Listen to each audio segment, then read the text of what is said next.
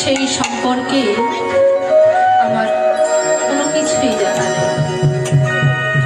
তবে শাস্ত্রে বললেন ভক্ত কৃপা কেবলম। যদি আপনাদের মতো শুদ্ধ ভক্তির কৃপা হয় তাহলে অসম্ভব ক্রিয়াও সম্ভব হয়ে যায়। আরো কি বলেছে, মুখং করতি বাচালং পঙ্গুং লঙ্ঘয়তে গ্রীম যৎকৃপতমহং বন্দে পরমানন্দ মাধব।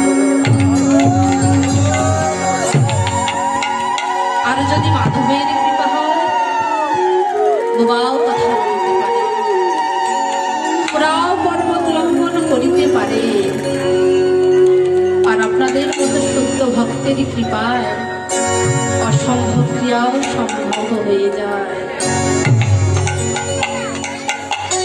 তবে বাবা, আপনাদের সামনে আজ আমি যে লীলাটি পরিবেশন করব তার নাম হলো সূর্য পূজা। শ্রীমতী রাধারানীর সূর্য পূজা অথবা মূর্ধন্য লীলা। এই লীলাটি পরিবেশন করতে গিয়ে আমার অনেক ভুল ত্রুটি হবে। আপনারা সকলে নিজ নিজ সন্তান অথবা ভগ্নী মনে করে আমায় ক্ষমা সুন্দর দৃষ্টি দেবেন। জয় জয়।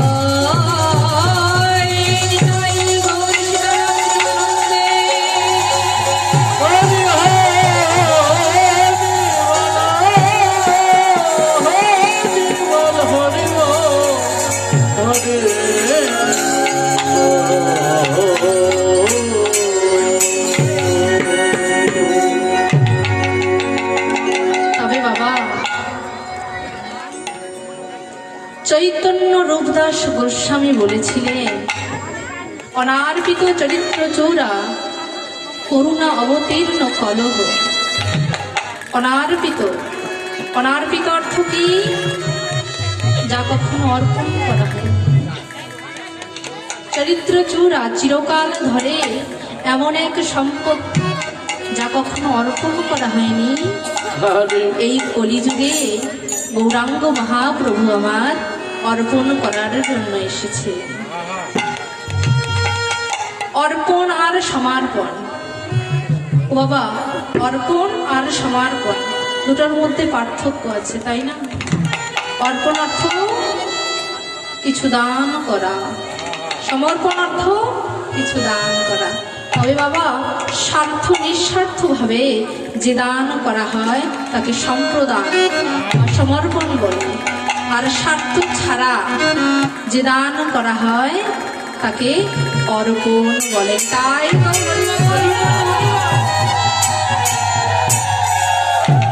চৈতন্য চরিতামৃতে বলেছে, কৃষ্ণ যদি ফিরে কবু ভক্তি মুক্তি দিয়া, প্রেম কবু নাহি দেন রাখেন লুকাইয়া।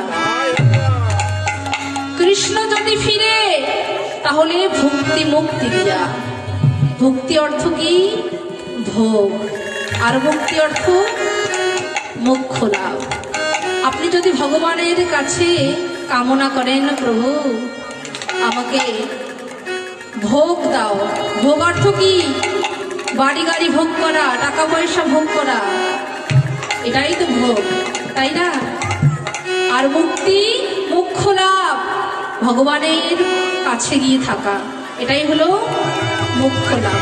সবকিছুই দিবে কিন্তু প্রেম কবু নাহি দেন রাখেন হৃদয়ের মাঝে লুকাই। তবে দেখুন বাবা, আমরা কত ভাগ্যবান, এই কলিহত জীব আমরা কতই বড় ভাগ্যবান। কারণ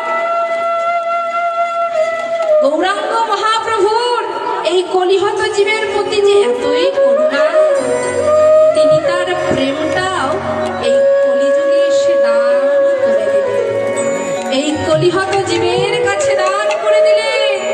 তাই পদকর্তা বলেছে, অবতার সার গোড়ায় আমার অবতার, অবতার সার গোড়ায় অবতার আমার গৌরাঙ্গ মহাপ্রভু। তাই গৌর নির্মল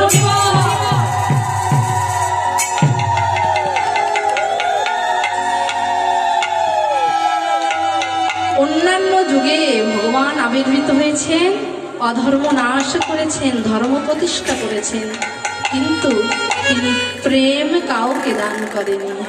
কিন্তু এই কলিযুগে আমরা প্রেম পেলাম। যেখানে প্রেম নেই, যেখানে ভালোবাসা নেই, সেখানে ভগবান থাকে না। যেখানে প্রেম আছে, ভালোবাসা আছে, ভক্তি আছে, সেখানে আমার মহাপ্রভু বিরাজ করে।